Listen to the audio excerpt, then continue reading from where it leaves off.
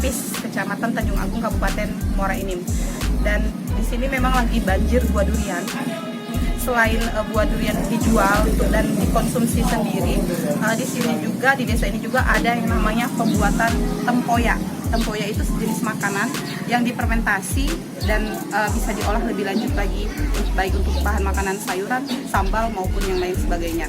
Oke, bagaimana pembuatan tempoyak? Ikutin terus perjalanan kita di Desa Lubuk Nipis, dan nanti kita akan wawancara langsung dengan ibu-ibu dan yang membuat.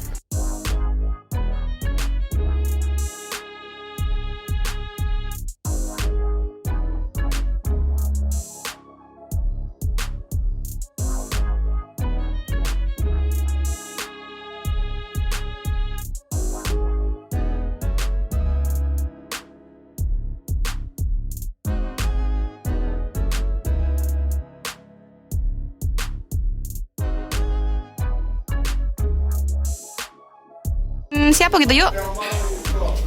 Nama yuk? Iya. Yulia. Yuk. Cak mana kalau ngelola durian itu yuk? Langkah-langkahnya yuk.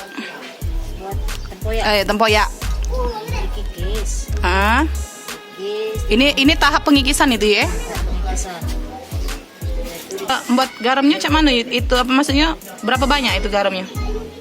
Banyak nih. Itu setiap lapis atau cak mana? Atau langsung diaduk?